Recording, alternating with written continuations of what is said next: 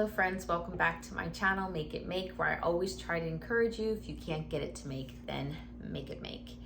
I am Leilani, aka Skipper, and some people just from social media call me Skipper. It's easier for people to write it down in the comments, and that's completely fine. What we are going to be focusing on today is how to water bath milk. It's really important for you to know that I did a lot of research on my own to can milk through the water bath. And I very much encourage you guys to do your own research as well. Canning milk, whether it's through a pressure canner or through the water bath, no matter how you do it, it's considered a non-USDA approved method.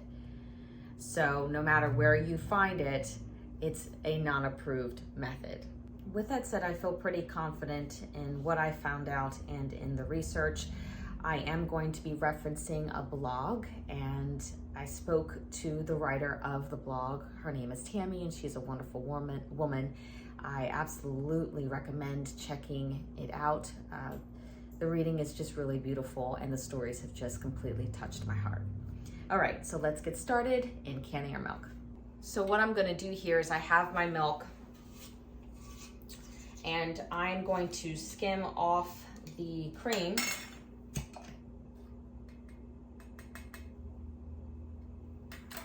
But before I do that, let me tell you how old this milk is. Okay, so ideally what you want to do, and you can figure out how you want to go about processing your milk your way, but ideally for me, with my research, finding fresh milk right from the cow, straining it, and canning it while it's warm would be the best way to go as far as water bathing the milk. But I did not get a chance to do that. I got this milk around 5:30 last night, and I'm only being able to process it now, so it's just a couple hours old. But the more fresh the milk, the better. I am going to ladle this cream off, and this cream, look how thick that is. I'm gonna give a close-up shot to this because I almost think that I need to like scrape it off the spoon for how thick this is. Oh my word. Let me just show you. Okay, so I'm gonna show you how thick this cream is. I mean, that's pretty thick. All right, so what I'm gonna do is I'm going to ladle this into another jar. Because as I'm doing this, I don't want all of the cream to be with the milk when I can it. Now, the reason why I don't want all of the cream to be in the milk when I can it is because from what I've been told, it separates and can be hard to mix back in after you've canned it. It can get a little kind of wonky. I was told that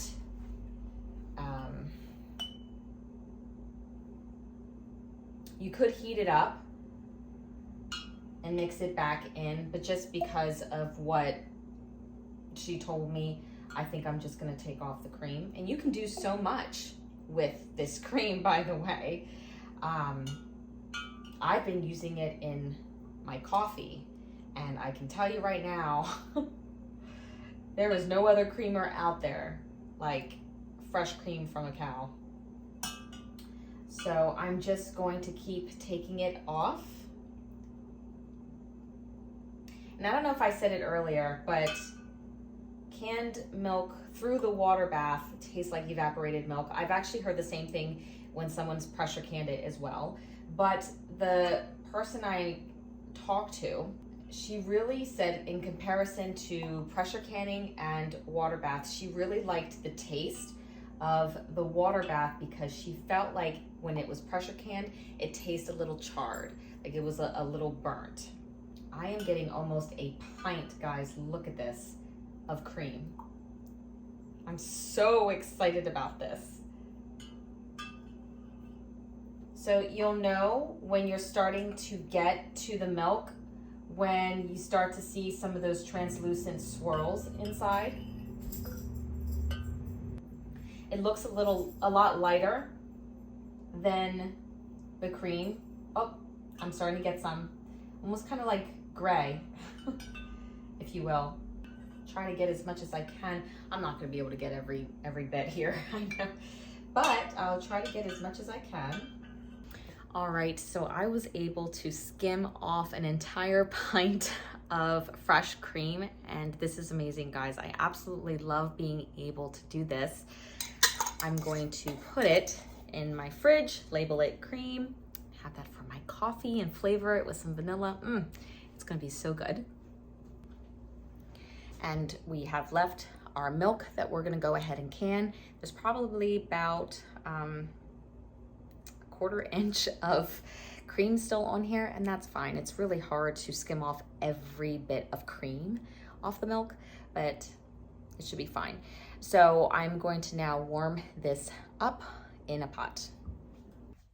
Now, believe it or not, I do not have a lot of pots. If anything, I only have like 2 pots that I work out of. This is one of them. And then I also have my other pot, which I use a lot for rice and stuff. If I don't need it in my house, if I'm not gonna use it all the time, I just don't keep it because it just takes up so much room and space, and I have a really small kitchen. But I probably could use maybe a smaller stock pot, maybe one that's in between this one and my canner. But we will see if I can fit a half gallon, a little less than a half gallon of milk in here. If you can work with stainless steel, that would be ideal. I'm just gonna pour this in here, and I'm gonna bring it up to 100 degrees. Oh, I think it'll fit, great. The reason being the 100 degrees is because that's about how warm it would be coming out of a cow. So, and plus, that's what I was told that worked for my friend. So I'm just going to slowly bring that up. I don't want to scorch this, so I am going to take my time in bringing it up to temperature. I have my jars here in my canner, and I had them on a very high boil for 10 minutes to sterilize the jars. Now, I have seen people just put, you know, cold water, cold milk in jars and then bring up their jars to temp, and that's fine. And even the blog touches on that a little bit too, because I've seen that with videos. But for the sake of how I'm learning it, which is from the woman from the blog, Tammy, I'm going to sterilize my jars. And again, that's at 10 minutes at a rolling boil. They are still really hot, which is why I'm bringing up the milk to temperature, so that way, you know, hot jars, hot milk, and then we will process them. All right, so I have all my jars here. My milk is here up to temp, and I just put the first jar out. I got it up to 100 degrees, but again, I think we're just essentially, I should say, working with warm jars, warm milk. And let me take another jar out. I'm gonna leave about a half an inch of headspace.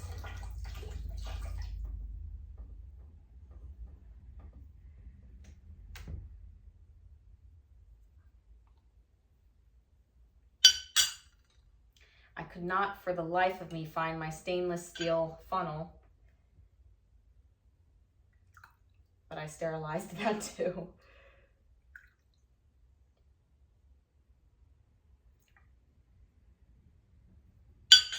And I also sterilized the lids as well.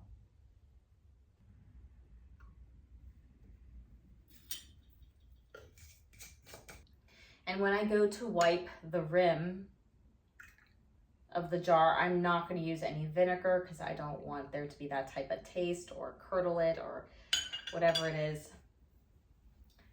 Just going to use the super hot water. Wipe the rim like that.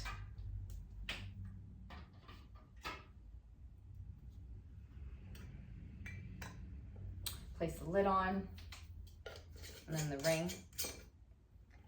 And then because this is all hot, the same temperature, fingertip tight, I put the ring, I'm just gonna put the milk right back into the canner.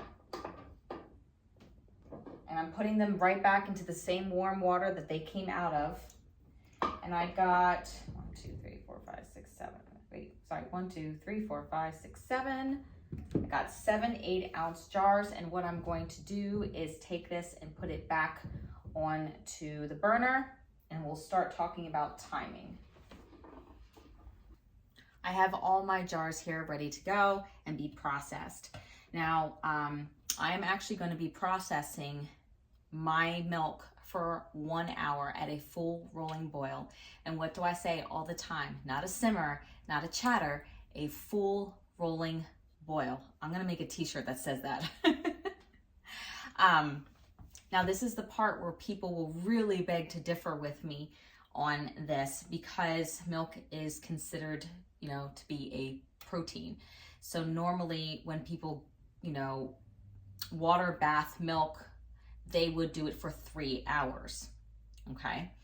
Now, the reason why I'm doing it for 1 hour is because, again, I'm referencing the blog, and I spoke to Tammy, and I just kind of asked her what her opinion was, and she was very honest with me that she fully relied on, I think it's the Carla Emery book.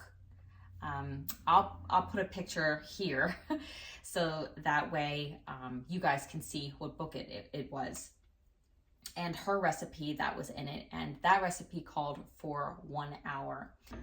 And when I did speak to Tammy, she was like, you know, I followed the Carla Emery book very blindly. I trusted that book and the recipe that was in it.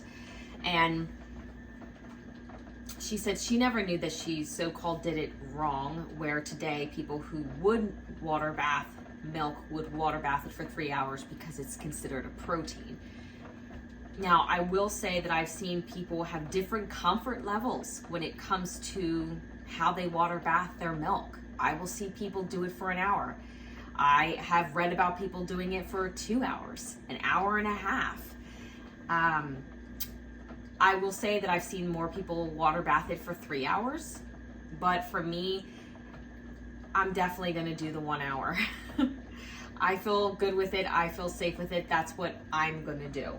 Now, I have water bathed things for 3 hours, and I'll be honest, I'm just not the biggest fan of water bathing for 3 hours. 2 hours, fine, 1 hour is fine, but a 3 hour water bath for me, for some reason, just feels a little bit more agonizing.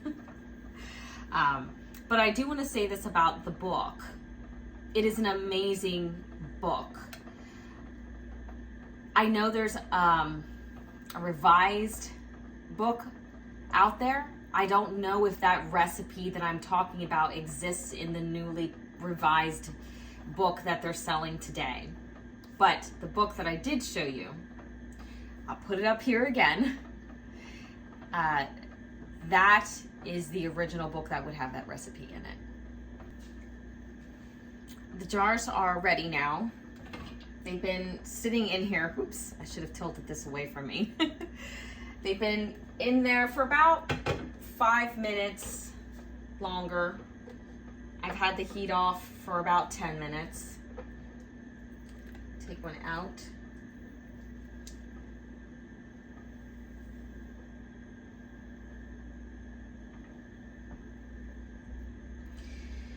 And what I'll do is in the morning, I will show you guys what they look like a whole night after they've been, you know, processed and sitting. And I will do a video at some point using this milk. And what would I use it for? I'm not going to use it for drinking. I like my whole milk. I like my milk to be fresh. I'm going to be using this like it is canned milk from the store, like an evaporated milk. So I'll use it probably in baking mostly, or puddings, things like that. And I'm going to mention Tammy's blog again. Such beautiful stories, nice and clean. If you are someone who's living the homesteading life or just loves to read about things like that, I very much recommend you checking her out because it's just a wonderful blog and great information. All right, I have all of my jars here. Going to wait for them to seal. I think this is a great addition to have in the pantry, having your canned milk. We'll see how it goes. It looks great. So I'll check it out tomorrow morning. It is the next morning, and I'm just starting to take off all the rings on my jars. And remember that when we canned it, I skimmed off the cream just because I didn't want to deal with any separation issues. I'm not saying that you can't keep the cream on, you can. It's just more of a personal preference thing. But let's take a look at these and see what they look like.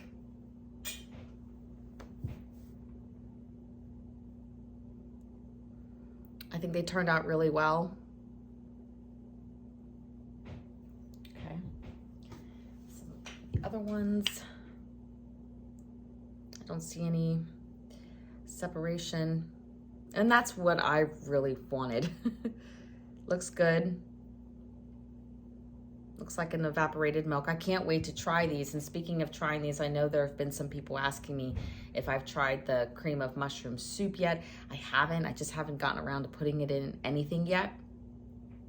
But as soon as I do, I'll make a video on it. And the same thing goes with the milk.